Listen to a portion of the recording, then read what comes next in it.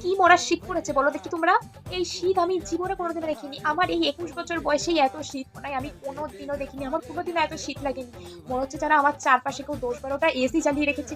এত ঠান্ডা লাগছে মানে কি আমি আর বাঁচবো না। এই এত শীত পড়েছে, এর থেকে যদি আর বেশি শীত পড়ে আমি আর বাঁচবো না। কারণ এখন যেভাবে আমি বেঁচে আছি সেটা বেঁচে না থাকার সমান।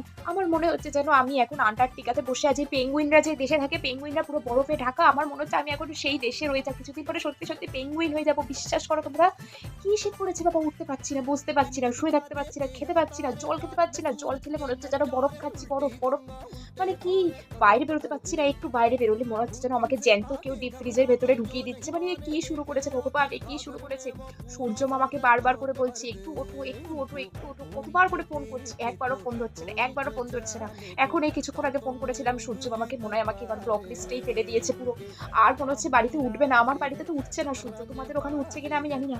আমি ঠান্ডায় মানে রীতিমতো জমে যাচ্ছি, আমার কিচ্ছু ভালো লাগছে না। এ ঠান্ডা, বড় ঠান্ডা পড়েছে, আমার আর ভালো লাগছে না কিছু। এরকম চলতে থাকলে আর বেঁচে থাকা যাবে না এই ঠান্ডাতে।